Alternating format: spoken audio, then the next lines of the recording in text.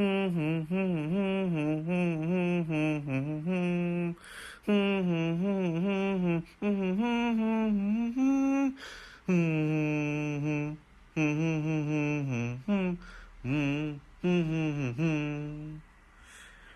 guys, this is Frozen Wish Studios here, and welcome back to another movie review.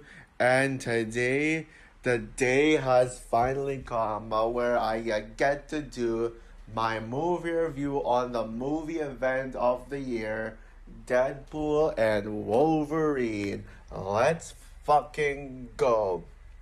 So Deadpool Wolverine is the third installment in the Deadpool franchise, and it came out in the year 2024, of course. So it hasn't came out in the US yet, but it is out of my country. And it's directed by Sean Levy, the same director as Night at the Museum, Free Guy, The Adam Project, Real Steel, and my favorite Stranger Things episode of all time, Dear Billy.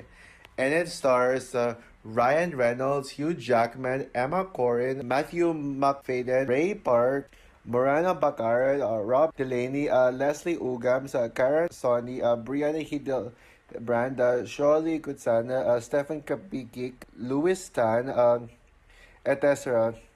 The film tells the story of Wade Wilson, who is living this normal life after he wants to be an Avenger, but he was rejected. So he decides to just retire as Deadpool and become a car salesman. Yeah, he literally becomes like a normal person, and he literally puts on a wig.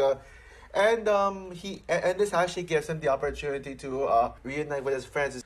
And so yeah, one day Deadpool is kidnapped by the TVA, Time Variance Authority, and it turns out it's not really kidnapping, but actually it's a recruitment by this guy named Mr. Paradox, played by Matthew McFadden, who wants Wade Wilson to save his timeline because his timeline is actually starting to fade apart. And with that, yeah, he actually must team up with Wolverine to do it. Yeah, he is chosen to actually find a Wolverine variant to team up with him. Considering that the MCU is in shambles right now, yeah, this is actually the first MCU film to not be under the control of Bob Chapek. Bob Chapek actually might be a part of the reason why the previous MCU films have been struggling lately. Last year was not a good year for the MCU in terms of critical reception.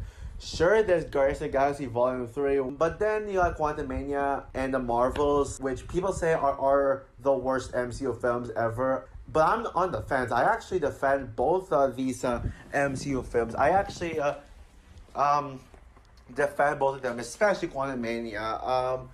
And now, yeah, going into Deadpool Wolverine, yeah, Deadpool Wolverine was actually considered to be the last hope for the MCU, the hope that this can actually revive the MCU. But unfortunately, though, just because of how much of a quote-unquote failure, not by me, Quantumania and the Marvels were, people were had a little bit of hesitation because of two things.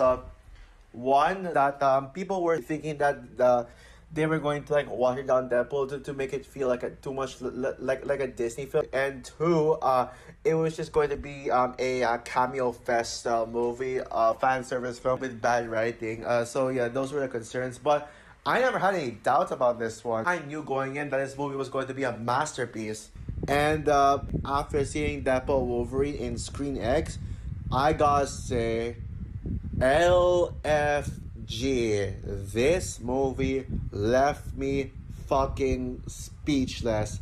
It is incredible. Like, words cannot describe how incredible it is. Yeah, this movie is Marvel Jesus. Yeah, this is not only my favorite MCU film, but this is now officially my new favorite superhero film of all time period. Yeah, this movie, yeah, beats the living crap out of Endgame. I am not joking. Where do I get started with this? I gotta give credit where credit is due. Out of all the multiversal cameo superhero films, this one actually does it the best. Yeah, this is the best of them all.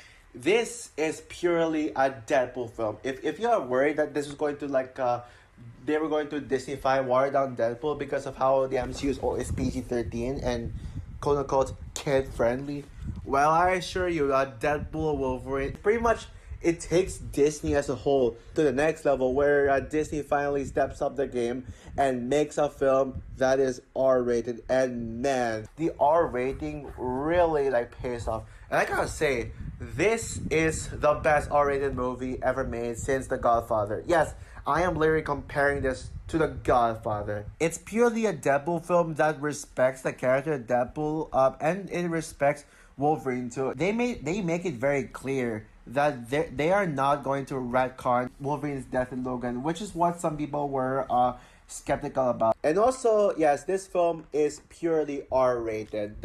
It does not hold back. This is honestly the goriest Deadpool film yet. But at its core, it is an emotionally brilliant movie with a clever story.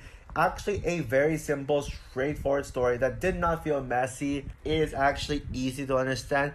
And it actually has themes of redemption and forgiveness. Wolverine had such an emotional character arc whom some can relate to. And Hugh Jackman gave the best performance as the character and the best performance of his career, tied with Logan. I wouldn't say better than Logan, but it is tied with Logan when it comes to Hugh Jackman's amazing performance. The movie actually made me cry. Yes, no joke, guys. I actually cried in this movie. In like, when it comes to the emotional scenes, I cried at like the ending, the ending of the film. It's very heartwarming. I also heard a bunch of audiences like sniff too, like as in like cry sniff.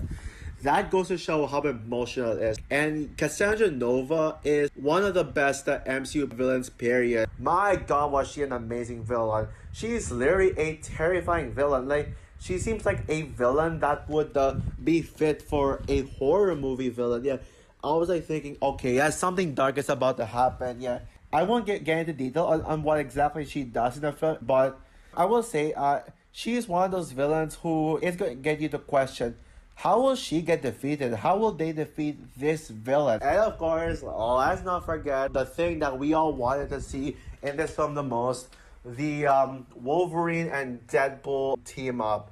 And I gotta say, they are maybe my favorite MCU duo. Yeah, they are the best MCU duo. They are just the perfect pair.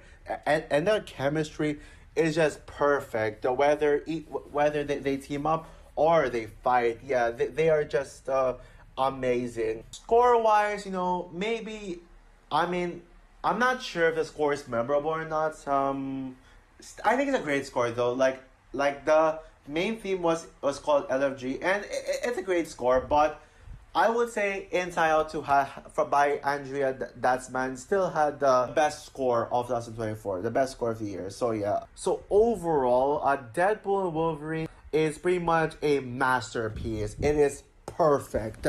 I'm seeing this film again on Saturday with my cousins, my whole family. And then I'm seeing it again for the third time sometime in August. Yeah, anytime in August. So yeah. So with that said, I'm going to give the Deadpool Wolverine a 6 out of 5. Yep. So for my review of Deadpool Wolverine, I know you guys haven't really seen this film yet, but yeah, what are your expectations for Deadpool Wolverine? Did my review get you more hype for the film, or do you have some skepticism about it? Comment down below, like, subscribe, hit the notification bell, and stay tuned for my ranking of all X-Men films. Yeah, which will not include Deadpool Wolverine. I will only rank the films that were actually a part of Fox Marvel. So yeah, bye guys. 'Cause this is feeling up the